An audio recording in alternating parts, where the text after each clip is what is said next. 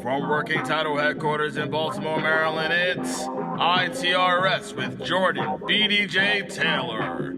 Tonight's guest, producer Kurt Kennedy.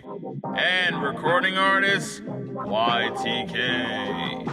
And now for your host of ITRS, BDJ.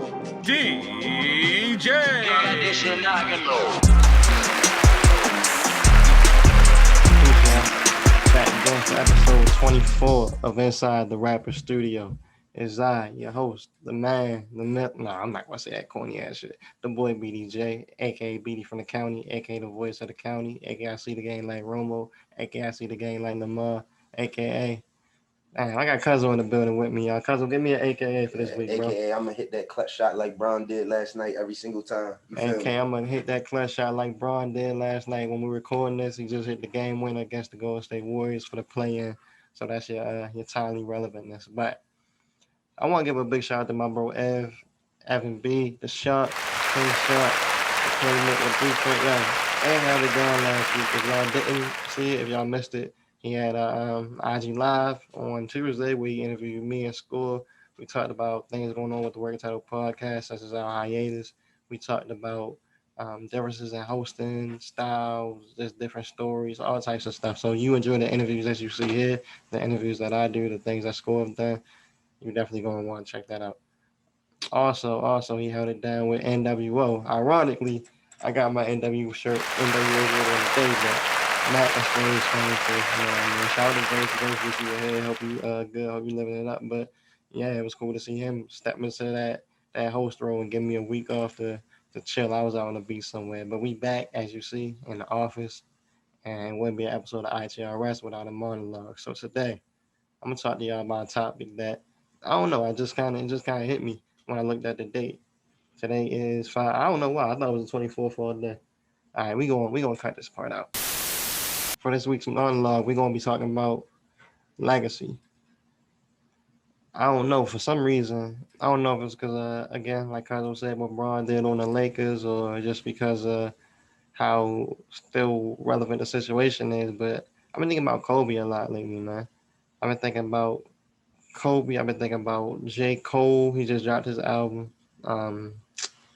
What's that shit called? The Off Season. He just dropped his mixtape called The Off Season, and he dropped a documentary leading up to that.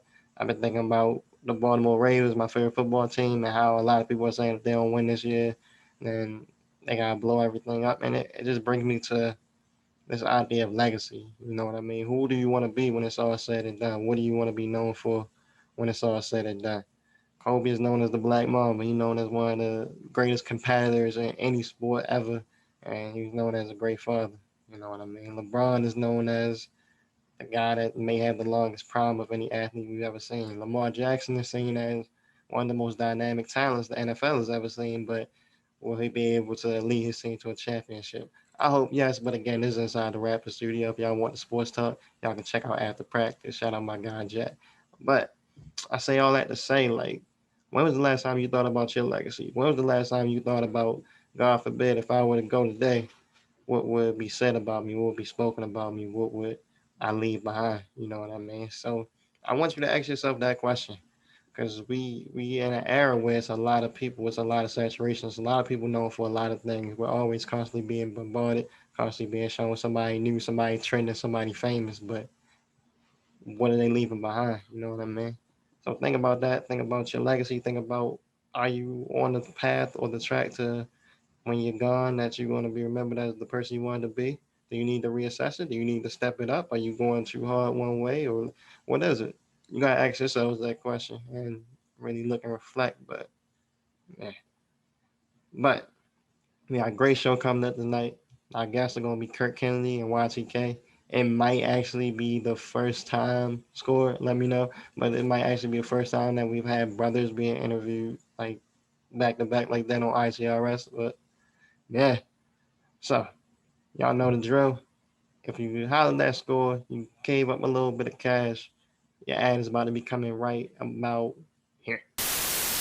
So look, ladies and gentlemen, a little bit of technical difficulty, but this is a great time for a commercial break. I didn't run this by Score, but I'm the host. I don't really ask for much. I just show up and do my job. But June 18th through the 20th, Black Guild Institute, Maroon team, celebration of sovereignty, a celebration of freedom, both here and abroad. We want to celebrate both the people that came before us in terms of the people that were freed from slavery. We want to celebrate the people that freed themselves abroad. Shout out to Nani of the Maroons, a great example. Jamaican Queen Nani of the Maroons is actually her title. But we just want to celebrate all these people that envision freedom in the past, envision freedom in the present, envision freedom in the future. We got a full weekend of events. Sister Nika Namdi of Fight Like Baltimore on Friday. She's going to come do a documentary screening of her documentary, and then there's going to be a live podcast after discussing and breaking that down. On Saturday, we have Mama Juanita Day, where we honor the matriarch of Cherry Hill Urban Community Garden. Also, your boy been real instrumental in an outdoor museum project where we've been interviewing people with Cherry Hill elders about their experiences, compiling pictures. It's gonna be real dope to have that unveiled. And then later that same day, we also have the Liberation Lounge. It's a day party on Juneteenth. What more do I really need to say about that? And on Sunday, we gonna have a ceremonial work day. Sister Crystal Foreman of Holistic Wellness and Health. She's gonna come through, do a cooking demonstration. Some other little things and surprises planned, but make sure y'all get y'all tickets for that now. Black Yield Institute at Black Yield on all social medias. The link is right there in the bio. You also got a website dropping. June 1st, newly redesigned website. You can get tickets there, find out all about us there. Talking about land, talking about food, talking about liberation, talking about Black land and food sovereignty, and talking about celebrating, man. Celebrating our ancestors who came before us, celebrating ourselves, and celebrating our potential in the future. So with all that being said, I hope to see y'all June 18th through the 20th, you feel me? Maroon Team Weekend is going down. Tell them BD sent you. That don't really mean much, but tell them anyway. And yeah, hope to see y'all. ITRS is brought to you by SwayzeTV. It's just fucking television. And Working Title Podcast. Catch all new episodes 11 a.m. every Monday morning. Back to the show.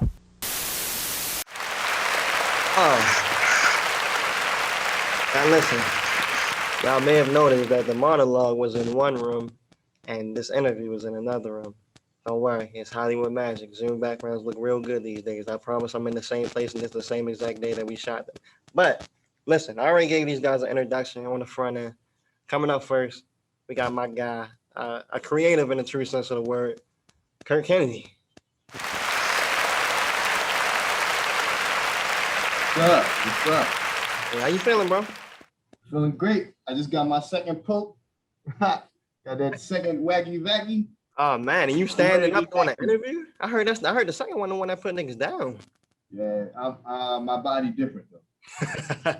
Yo, I'm glad you said that because this is something I want to bring up with you. Usually, every episode of ITRS start with an origin story, but it's the penultimate episode. You feel me? The season almost done, so we throwing the playbook rule book out the window. All right. One thing about you, bro, I made up a statistic in my head. Tweet to quality tweet ratio, right? So Okay. How many tweets you got? Like say you got 10 tweets, how many tweets, retweets, whatever it may be, how many of them is good? And I say you about like an 80 or 90% at work. Yeah, I'm definitely putting up staff numbers. I'm putting up staff numbers for sure. Everything that come out, everybody miss a couple times, but I just like to, try to get back to form, really work on the mechanics of everything. Get out there trying to shoot a high percentage shots every night. Bro, and you definitely been in the gym. It's showing through the tweets. It's been a couple of times I've been cracking up at some shit you said, some shit you tweeted, and that's a lost art in the game. People go more for quantity over quality, and that breaks my heart, to be honest. For sure. But bro, where does your sense of humor come from? Because you got the tweets, you got the TikToks. You're a very funny, very observational motherfucker.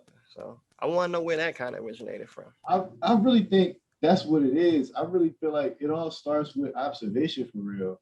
Cause when I was a young nigga, you can ask my brother. I was not funny as a kid. I really was not. I was just, both of us have just been very observational children when we was younger. And so I always start with an observation. And a lot of times I don't know something is funny until I say it to another person. And then they laugh and I'm like, okay, it's something there, Let me try to get at what exactly made that person laugh. Try to, boil it down. Yeah. But it really started with the observation. I'm the same way in that regard. I be dead ass serious. Yeah. Laughing. Like, I be so serious. You would be laughing. I'm like, all right. Dang. Yeah, that's how Future feels?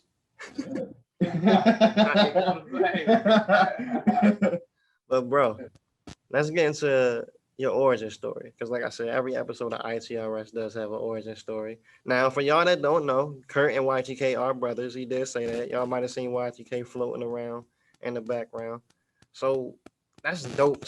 That's funny as shit. Nigga will pop his head up and shit.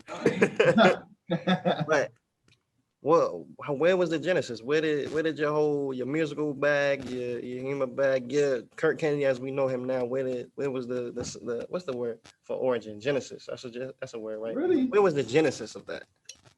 Really, I feel like the genesis is when I started going to Morgan State. Okay. I've been going to Morgan State like on and off for like since like 2014 for real, when I was 16 years old. And like, I don't know, being a young nigga in a brand new environment, no adult supervision, you know what I'm saying? I could really try to find and create the person that I wanted to be. You know what I'm saying? And my brother, he was making music at the time, you know, so you know, we were sort of oh yeah. but yeah, we was like, I don't know, we play around a lot with shit, whether it be like different sounds, whether it be like anything, visual media. We just like to play around with a lot of shit. And I feel like that particular era is when everything started, because we had a space that was like completely free from any interruptions, any kind of oversight. Adult bullshit. Yeah. I mean, it was just really just niggas, just me and Kurt ideas. Just getting ideas out, you know, just doing shit, just having fun. What were some of the early influences on y'all style? Because from the time I know y'all, and all right, full transparency, I know I say it like once every 3 episodes, but I've been doing this music shit, journalist shit. I've been doing this for a little minute, you feel me? So I think, matter of fact, I was one of the first niggas to interview YTK back in the day. He was the first nigga to interview. You Was feel me? one of the first. He was. So I was the first nigga to interview YTK. But I say that to say from that time, when I was in college, I was like 2014, 2015, 2016, somewhere in that time frame. Like it all blends together. We done a lot of things, right? But so from that time to now, y'all have always had this unique style, this unique presence of, I guess the only way to describe it is originality. You know what I mean? Y'all have been y'all since y'all have been y'all. Real shit. I mean, that's just what it is. That's exactly what it is. That's exactly what it is. Cause like, I mean, I feel like everybody has had times in their life when they trying to be someone that they're not, and they trying to be something different that's not true to themselves. And for me personally, that shit eat at a nigga's heart. That shit is soul crushing. And so it's like, I'm just not prepared to do that again. I'm not prepared to put myself in a space where I'm pretending to be anybody I'm not. And so as a result, my originality is going to come out whether I want it to or not. It's just about to happen, because I'm not prepared to let myself get to a point where I'm not being myself. And so yeah, I feel like and that attitude has definitely caused some, I guess I would say, interpersonal strife. But yeah, but like, you know, with the niggas that's with you is with you, the niggas that's ain't, you know, catch you when I catch you. And truthfully, I think we kind of got that shit from our parents as well, because like, For sure. our parents never really made us feel like we kind of had to be in line with what the fuck everybody else was doing. Like the main thing they would really tell us is like, I better not catch you out there following no other nigga who are doing what they supposed to do, you know. For sure. They always wanted us to think for ourselves. Yeah, we was raised to be very independent. And Like, just carry that 10 toes. it's damn near impossible to peer pressure either one of us. If you see either one of us doing some shit, it's because we wanted to do it. Somebody do. That's real shit, yo. And that whole be a leader, not a follower thing, that's something my pops used to drill into me too every day before we go into school. Niggas wouldn't even be mad if you was on some bullshit. Niggas would just be more mad if you ain't come up with the bullshit yourself and was following Real that. shit. Thanks. You gonna let somebody make you do something? No. Yeah, like, you gonna jump out the bridge, make sure you jump out the bridge because you want to jump out the bridge, not because all your friends doing it. You saw something cool at the bottom. But Kurt, I want to get into your production bag. Cause you are a producer. Where did that kind of start from? What was that process been like? Would have been some highs, some lows, some shit you've experienced on that side. Really, I guess it all got started when a cousin of ours, CMS Beam, cracked FL Studio on YTK laptop, and I seen him first starting to play around with it, and I was like, okay, that looks kind of crazy. So I was like, all right, I'm gonna go out and I'm gonna see if I can crack it myself, you know. And so I did start playing around with it, and that was really the genesis of it. But it just provided me Word with of the day, Genesis. yeah, it provided me with a workspace to play and try some ideas. I really think that something that's at the core of everything I do creatively is some kind of play. That's where it starts. You just gotta try some shit, just do some shit. It's like, And whatever feels good, refine that. it's like the experiment, Yeah. This is a science ass nigga, but that's why I feel like he's so good at music too, because it's the same like core principle. It's like you get in there, you got your formulas, you got your programs, your sounds, but you don't know how they're gonna interact with each other. And that's the experiment. Right, exactly. And you keep what works and you discard what don't. Let me ask you this, because y'all, another fun fact, that's why this interview is so dope. These guys actually grew up with my cousin. Like, I say my cousin, but he's like my brother, my guy, Alan. Yeah. Future world heavyweight champion of the UFC, you feel me? Shout out to bro. But they always, some of the things he always says to me, because he's known y'all for a minute, he's always like, yo, Kurt was always smart as shit, and YTK was always rap. So, with that being said, how hard is it to be a smart motherfucker, but also be in this creative realm where on one side, when you're doing that math, 1 + 1 always equals 2. But on the other side, when you're making a beat, this plus that might not always equal the intended result. Like, what is that? I mean, it's really the same thing. It's really the same. One, like you said, 1 + 1 is always going to equal 2, but a C major chord always going to sound like a C major chord. You know what I'm saying? So it's like it's really about what you do with the elements that you're given. That's where creativity comes into play. I really think that math is a very, very creative discipline. Like I be saying this all the time. People be thinking I be joking or fucking around or just saying whatever. I really think math should be considered a liberal art. It's so much. You said what? I said break that down for me. Yeah, because I feel like once you get I feel like mathematics is like it's almost like a language. It's almost exactly like a language.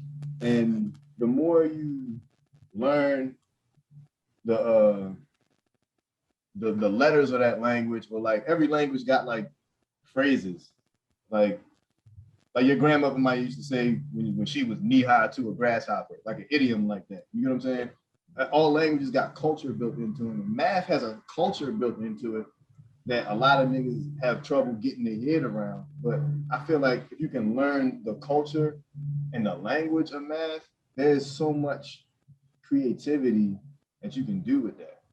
Like, I mean, I feel like there are a lot of artistic disciplines that can really be explored using math. Like, it's a shit called an oscilloscope. Basically, it's a machine that just measures like different voltages, and it basically you can combine 2 sine waves to move a dot on a 2-dimensional screen. So it's just like you probably have seen it before. I'm probably not explaining it well, but like it's a little machine with a little screen on it, and the wave of the dot will just go on a wave like that. And you'll see like a wave on the screen. And niggas use math to make music that looks like something on that screen. Yeah, and it's crazy. It's difficult to explain in words, but yeah, I really feel like it's one and the same thing. I really feel like it's about creativity. It's about setting a goal and trying to achieve that goal. And yeah, I really don't see too much separation between the two. Yeah, I think what a lot of people think about creative processes and like scientific disciplines is different than the actual reality. I feel like any real creative person will tell you a lot of creativity is about learning from other people. Another thing that is dope about the way y'all have been moving is that y'all have dabbled in clothing and other creative accessories too. Like y'all are very hands-on with the Arvada thing. Shout out to Ryan. I knew Ryan back in the day. I ain't talked to him in a while, but if you watching this, Ryan, wish you the best. Hope you doing well. You feel me? But what was that like? What was that experience like of niggas in the front of a brand too, and then behind it to the point where niggas went to a pop-up back in the day and Kurt the nigga taking the money and YTK the nigga like wearing the jacket and the beanie and shit. Like really, what was like that? we definitely was like that was a good formative experience because it just kind of taught niggas that like it was really a collective in the best way. Like it was just we all collectively did whatever needed to be done. You know what I'm saying? Yeah. So personally, I felt pressured to go to school and college and, you know, take that traditional route on just what you're supposed to do out of high school. But then being in a collective, even though Ryan was in school at the time and Kurt was in school at the time, Dan was in school, Push, everybody in the collective was kind of in school. Just the fact that I was around like-minded individuals that wanted to do the same thing. We had similar goals and shit that we could all try to pursue. That kind of kept niggas' head on straight. Like, all right, this is a viable way to continue forward. Like this is, you know, something I can do type shit. And it really made niggas want to do the shit that needed to get done because that's your man, you know. It was a genuine personal connection. So of course we're gonna do whatever needs to get done because you're not just gonna leave your mans out high and dry. You know what I'm saying? Hey, you feel me? But listen, let's go into this, and then we just gonna breeze past the commercial break because I did a little impromptu commercial, got my shit on. But Kurt, real quick, I want to know, and this is specifically from Score Swayze, but it's gonna be a fun conversation. How important is socialist community work in Black spaces? I think it's the most important thing. I think capitalism is the original threat to Black people, and I think it's the biggest extant threat to Black people. Pretty much everything going wrong in the Black community, you can trace back to capitalism. And you know, originally Black folk were capital. Yeah. You know? So the systems that turned us into capital are never going to turn around and benefit us. I really think that. I think the important term there is community.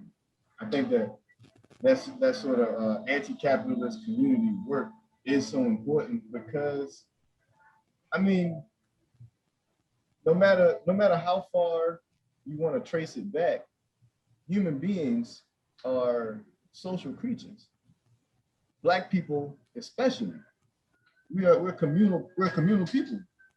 Like that's what we do is create community. And I think that no matter what your goals are, it's gonna require some sort of community. And if you can build a community that exists outside of somebody else's power structures, dictating how you need to look, how you need to act, what you need to do just in order to live, period. Not even talking about achieving your goals, but the capitalist system we live under tells you what you need to do, what you need to look like, how you need to talk in order for you to live. Mm-hmm. Now, I think that's fundamentally fucked up. I think that, you know, if you really truly want to achieve your goals, then I think the solution is to surround yourself with a community that allows you to escape some of that pressure. So what are some tangible ways that you see this being enacted, whether it be organizations, whether it be people, whether it be even campaigns or ideologies? Where can someone that is listening to you, it's like, damn, I never really thought about capitalism and socialism in that context. If they wanted to kind of broaden their horizons, what's a step they could take? I mean, I really love how many people are like, especially in the wake of summer 2020, how many like mutual aid networks have popped up. It's like pretty much no matter where you live at, if you live in a community that is feeling any sort of pain, and they all are, like mutual aid networks exist around you, and like there are a lot of like local student organizations who are doing really great work, and like a lot of people are like, I've seen like a real uptick in like urban farming collectives. You get what I'm saying? Where people like, and I think this is What do you know? You know what I'm saying? I think that's so important to be able to reclaim land and return to getting food from it. You know what I'm saying? Like in this city specifically, you know how many abandoned lots there are in Baltimore City? And all of that land is doing nothing when it could be producing food for people. And they tied up in a lot of red tape, a lot of procedure of, well, yeah, you know this vacant lot been sitting vacant for 25 years in your neighborhood, but you got to go through X, Y, and Z hard ass complicated step, and we gonna change the rules on you halfway through and change the requirement on you halfway through. Just for you to get a fucking acre of land and grow some corn. You feel me? And that's what I'm saying. Like it's a lot of sustainable farming practices, a lot of permaculture practices that honestly, I really think that people got to divest from that red tape. Personally, divest from it. You know what I'm saying? Like, it don't mean shit. They're not ready to lock you up over growing soybeans. How they gonna prove you planted it? You know what I'm saying? I really feel like what's the nigga name? Ron Finley, I think his name is.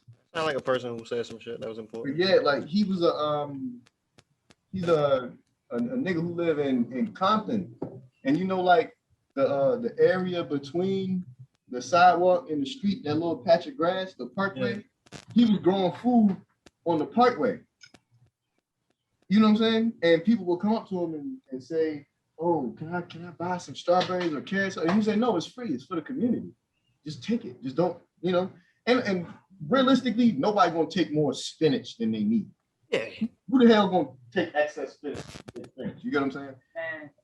And if they do, they do that one time. You know what I'm saying? That's a single time. Yeah, because that's also a key component of community. It's like we also gotta check each other, hold each other accountable. Hey, my man, why the hell did you take all that spinach?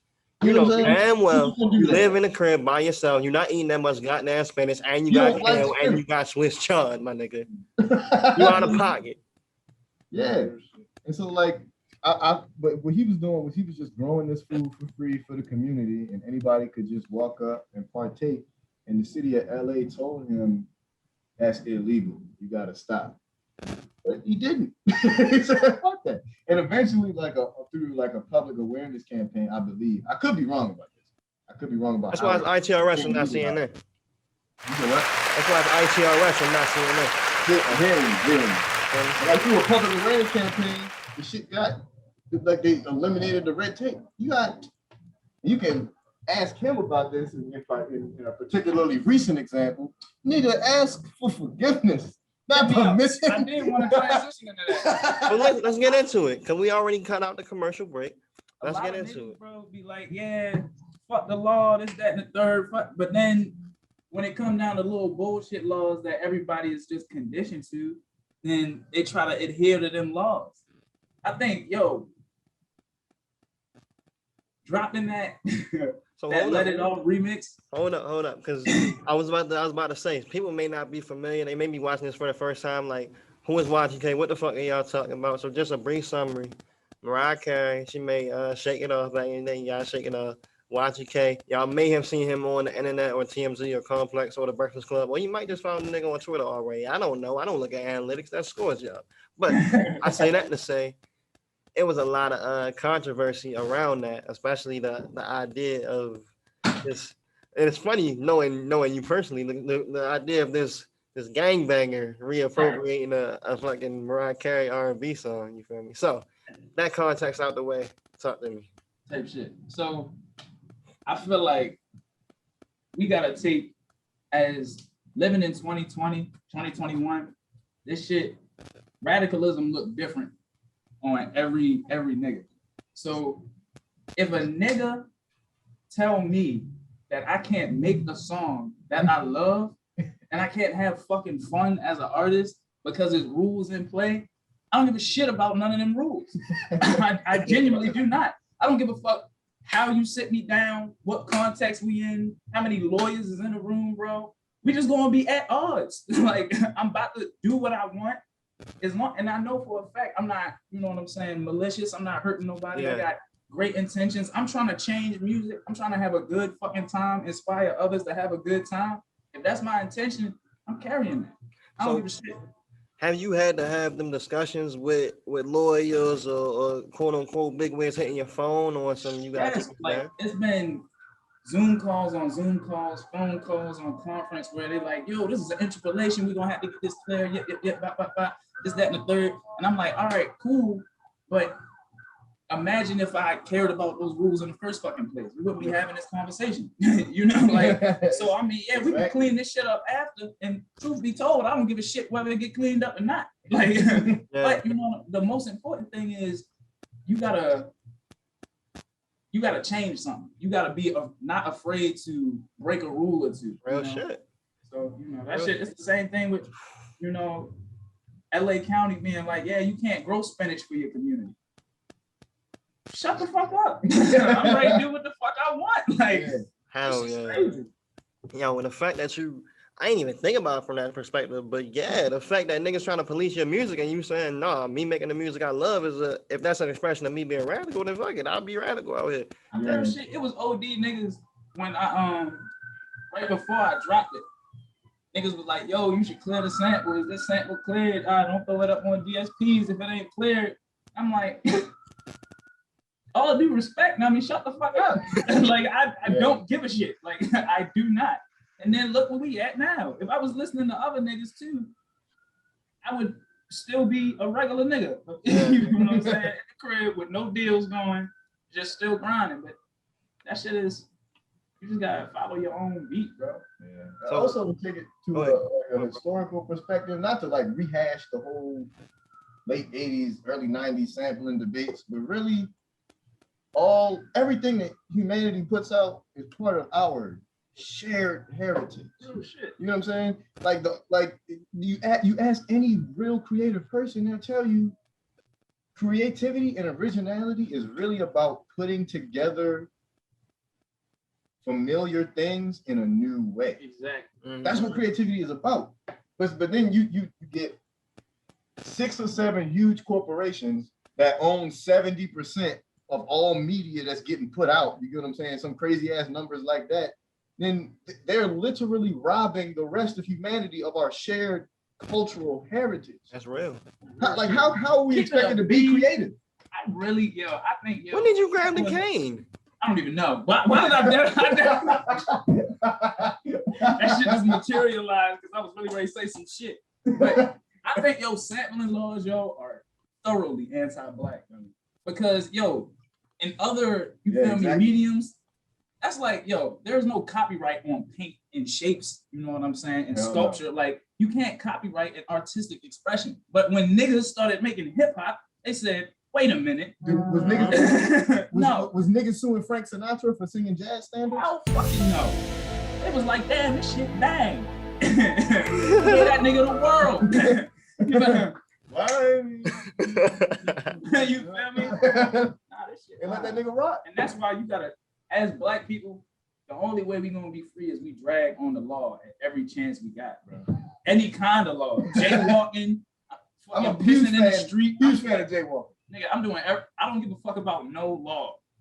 Period. No law that I've ever seen. I'm like, yeah, that makes sense. I'm fucking with that. Okay.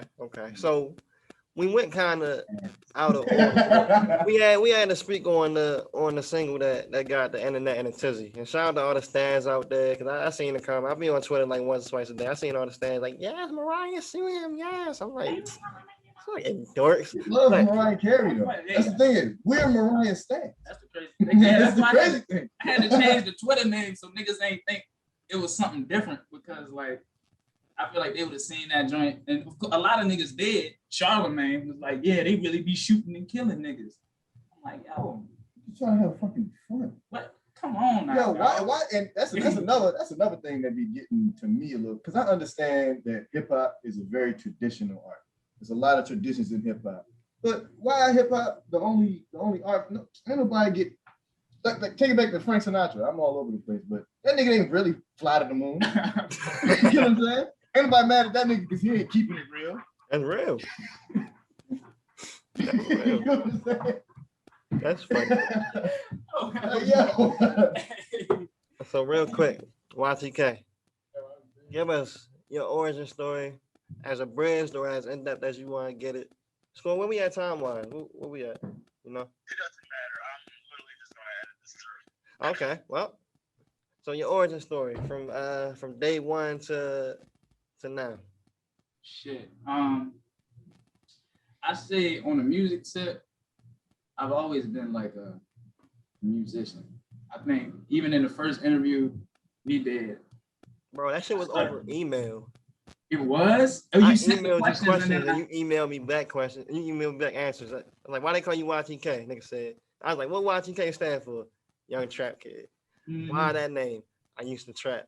Niggas were just keeping it simple, bro. Just, well, these are the answers. But nah, so yeah, niggas was rapping, started rapping around 9, and it was always like some shit where I was always just kind of a musical type nigga. I would always like walk around the house humming something. I was always like singing my favorite songs that my mom was playing.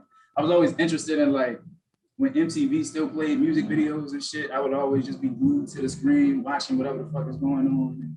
And this nigga was sensitive to music too. Like if he heard a song too much, like he'd be in the backseat of my mama's car, ears plugged, humming, because he couldn't hear it. You know what I'm saying? Yeah, even I still got very specific tastes and strong opinions. You know, I feel like it's important as I'm not even gonna say an artist. It's important as a person to hold fast to what you really feel in your heart. So it's like I didn't want to hear those fucking songs. And I would ask, like, Mom, can you skip this? Can you change it? She'd be like, no. And I'd be like, all right. You know what I mean? Because I didn't want to hear this shit. Yeah. So I've always been, like, sensitive and, like, you know, inclined to music. Like, that's always just been my passion. Like, even back in the G, niggas was hooping, niggas was playing football, running, chess club, all type of whatever the fuck. I was always music. I ain't do none of the extra shit. It was always just music.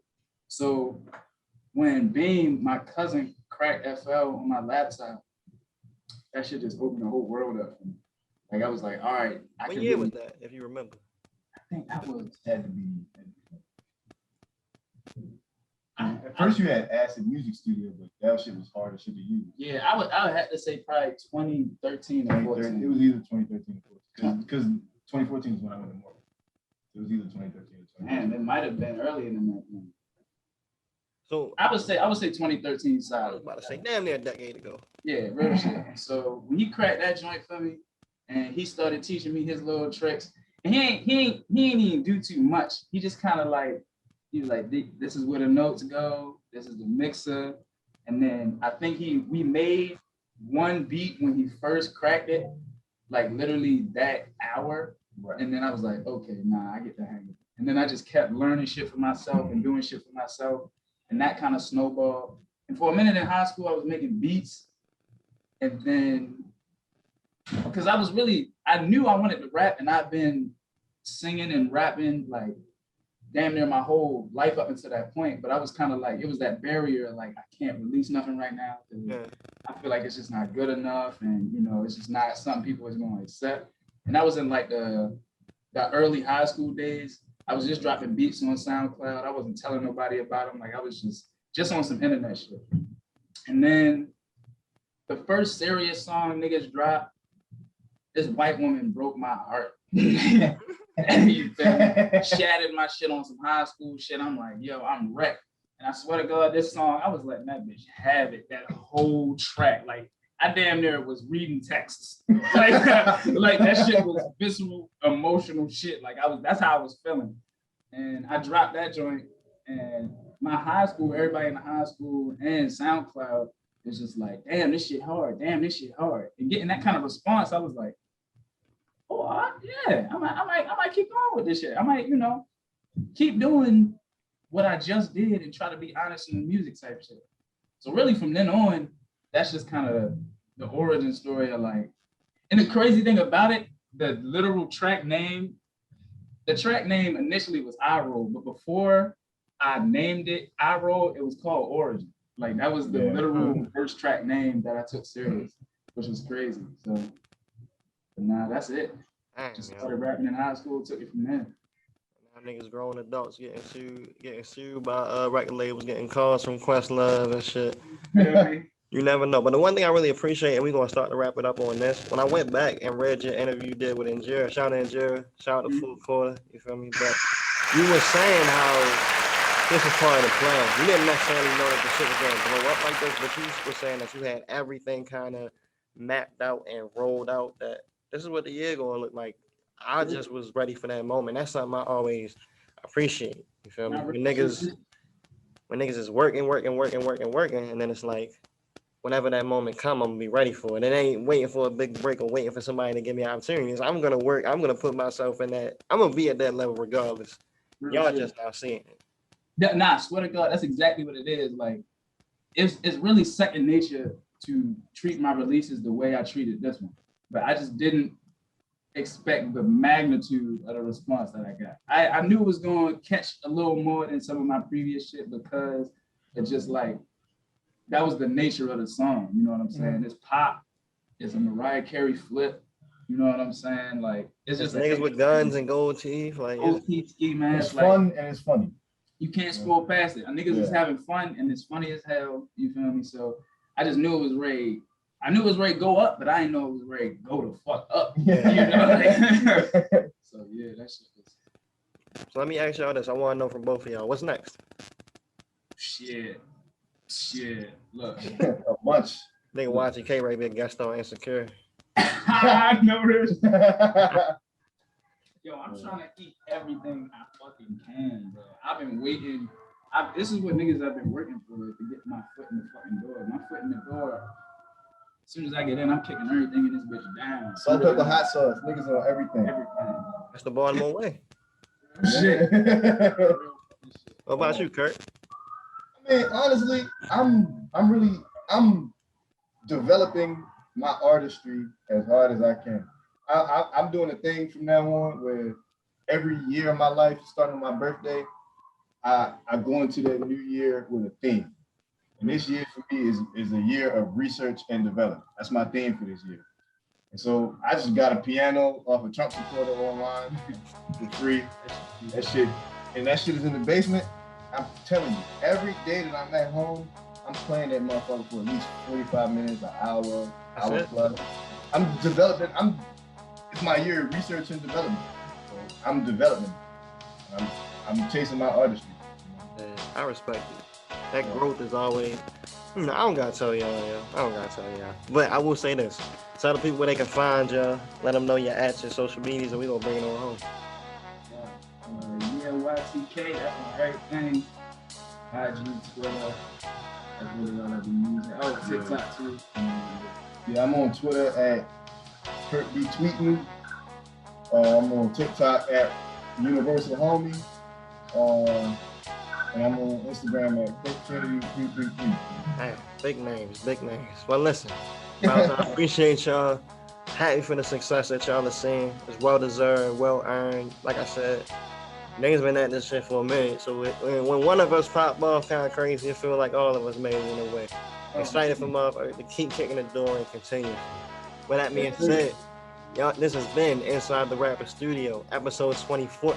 So I was doing my monologue yesterday. Y'all know I got AD, ADHD, whatever the fuck, never done. Right. But when I was doing my monologue, I was like, yo, for some reason I'm thinking about legacy. Why am I thinking about legacy and I'm thinking about Kobe? And I was like, it must be March 24th. And I was like, no, that's not right. Fuck it. But it's episode 24. That's why at the beginning of the monologue I was talking about legacy and all that. But with all that being said, it's the penultimate episode of the season. We'll see y'all next week for a banger of a season finale. Then me and School, we about to hit Miami, you feel me, for a couple of weeks. It's been a long season, you feel me? I'm about to be up there like Scarface. Just no action. All that to say, lock in. Tap in, like, rate, subscribe, review. As always, it's your boy BDJ, aka BD from the county, aka the voice of the county, aka I see the game like Romo, aka I see the game like Lamar, aka talk to me nice, 'cause I know some niggas that'll let it off. Y'all be safe.